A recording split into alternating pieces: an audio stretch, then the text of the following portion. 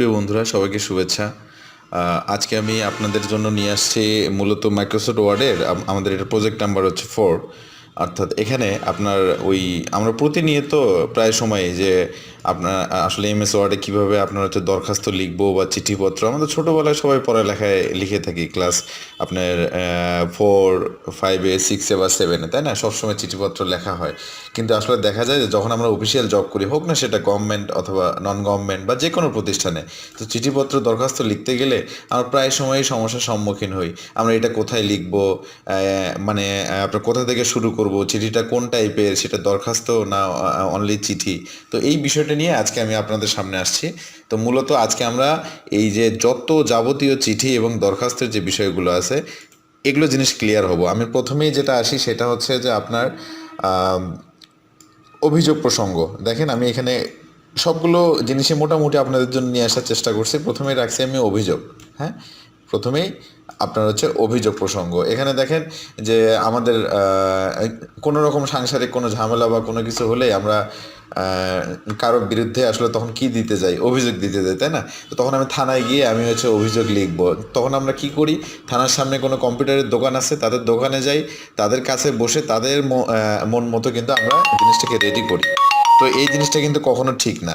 তো দেখেন, এই ক্ষেত্রে আমরা কোন কাজটা করতে পারি, যে এক্ষেত্রে এই যে আপনারা যদি এটা ফলো করেন, মোটামুটি এরপরে অভিযোগ নিয়ে আপনাদের আর কোনো সমস্যা থাকবে না। প্রথমেই দেখেন আমরা যে কাজটা করব সেটা লিখব বরাবর।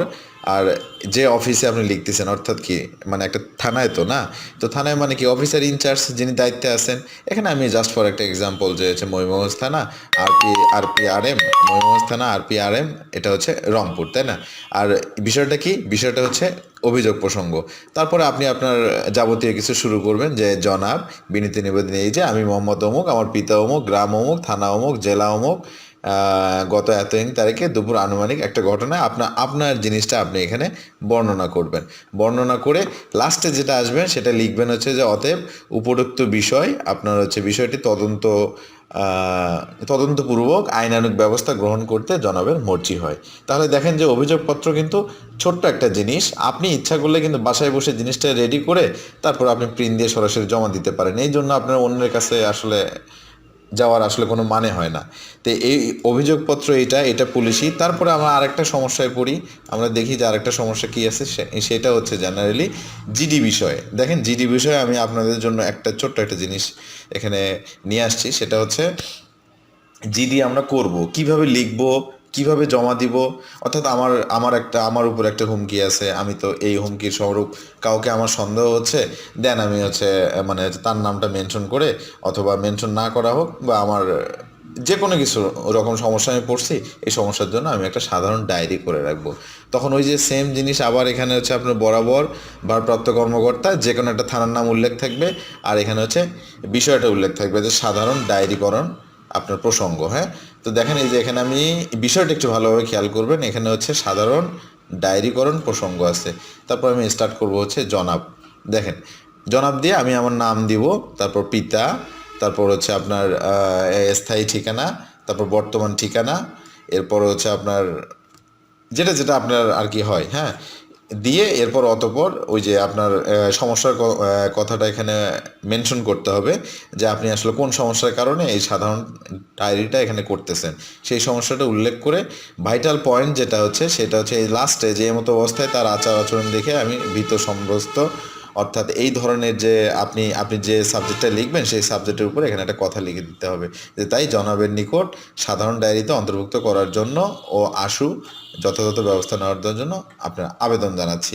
তারপরে দেখেন আপনার ডায়েরি একটা নাম্বার দিতে হয়। আপনি চাইলে এই নাম্বারটা আপনি সরাসরি আপনার হচ্ছে থানায় গিয়ে ওখানে অফিসারের সাথে কথা বলে এই নাম্বারটা উল্লেখ করে দিতে পারেন, অথবা আপনি ব্ল্যাঙ্ক রাখতে পারেন, যে তারাও এই জিনিসটা দিয়ে দেবে।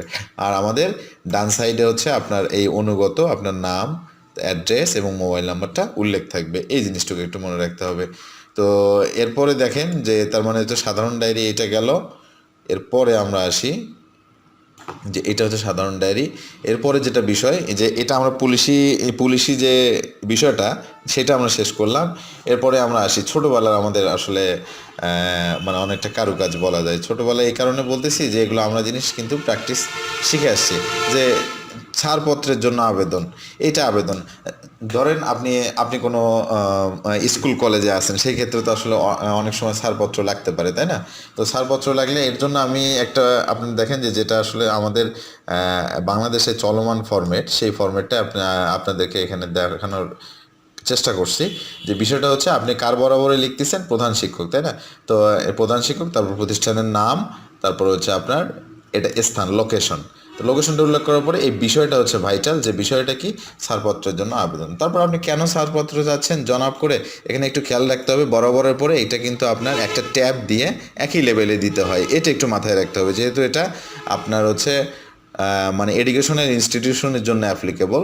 সো এই কারণে এখানে একটা করে কিন্তু আপনার হচ্ছে প্রত্যেকটা স্থানে একটা করে ট্যাব দিতে হচ্ছে। তারপর জনাব দিয়ে আপনি এখান থেকে শুরু করলেন, জনাব দিয়ে যখন শুরু করবেন সেখানে একটা ট্যাব, আর এই অতএবের আগে এখানে একটা ট্যাব দিতে হবে। তো এই জিনিসটা একটু মনে রাখতে হবে, এই জিনিসটা রেখে, আর রাইট সাইডে আপনার এই বিনীত, আপনার একান্ত বাধ্যগত আপনার ছাত্র, যেটা নাম, তারপর শ্রেণী, বিভাগ, রোল নাম্বার দিয়ে এখানে শেষ করতে হবে। তো এইটা গেল হচ্ছে আপনার ছাড়পত্রের জন্য আবেদন। এরপরে আমরা দেখি যে আরেকটা জিনিস আমরা হচ্ছে প্রবলেম ফেস করি, সেটা হচ্ছে যারা আমরা ব্যাংকিং সেক্টরে আছি, বিশেষ করে যে ব্যাংকে আমরা যারা জব করি, তাদের তো আপনার ভাই ছুটির তো দরকারই হয়, তাই না? তো ছুটির যেটা ফরম্যাট, তখন দেখা যাচ্ছে যে আমি বসে টাইপ করতেছি, হয়তো বা আমি আবার পাশের জনকে জিজ্ঞেস করতেছি এটা কীভাবে লিখবো, এটা কিভাবে হবে। তো এত কিছু করার দরকার নেই, আপনি এই কাজটা করতে পারেন যে এখানে to the manager Dutch Bangla bank, যেমন আমি একটা ব্যাংকের আপনার হচ্ছে এক্সাম্পল দিছি আর কি। তো এটা করতে পারেন। আর একটা কাজ করতে পারেন এখান থেকে। তো সেমভাবে দেখেন এখানে আপনার হচ্ছে প্রথমে হচ্ছে ম্যানেজারের বরাবর লিখতে হবে, তারপর আপনি কোন ব্যাংকে আছেন, লোকেশনটা কোথায়, অ্যান্ড দেন সাবজেক্টে উল্লেখ করতে হবে। অনেকে বলে যে হচ্ছে সাবজেক্ট উল্লেখ করার পর আন্ডারলাইন করে দিতে হয়, আসলে এটা আপনার উপর, আপনি আন্ডারলাইন করলেও পারেন, না করলেও পারেন, তবে সাবজেক্টটা বরাবরই একটু বোল্ড করে দেওয়ার চেষ্টা করবেন। তো এরকম করে এইটা যেমন হচ্ছে আপনার ব্যাংক লিভ, আচ্ছা, অর্থাৎ ব্যাংক থেকে ছুটির জন্য আপনি মানে অ্যাপ্লিকেশন করতেছেন। এরকম দেখেন আরও আপনার হচ্ছে মানে আপনি অ্যাবসেন্ট করছেন, তার জন্য আপনি হচ্ছে প্রেয়ার করতেছেন, সেটারও একটা ফরম্যাট আছে। তারপর এরকম আরও আমি আপনাদের সবার সুবিধার্থে আমার এই প্রত্যেকটা ফাইলের লিঙ্ক আমার হচ্ছে ডেসক্রিপশন বক্সে দেওয়া থাকবে, যার যার দরকার সেখান থেকে ইজিলি আপনারা হচ্ছে ডাউনলোড করে নিতে পারবেন। আমি মানে এই সুবিধার্থে দিচ্ছি, তো এই কারণে আমি সবগুলো আপনাকে বলতেছি না, জাস্ট একটা করে বলতেছি। যেমন অনুপস্থিতির জন্য আবেদন, অথবা আপনি বলেন যে হচ্ছে এনি অফিসিয়াল, অর্থাৎ নৈমিত্তিক আপনার যদি ছুটির দরকার হয়, যে কোনো ব্যাংকে আপনি জব করেন সেখান থেকে দরকার হয়, সেটার আবেদনের ফরম্যাটটা কেমন সেটাও এখানে আপনি পাবেন।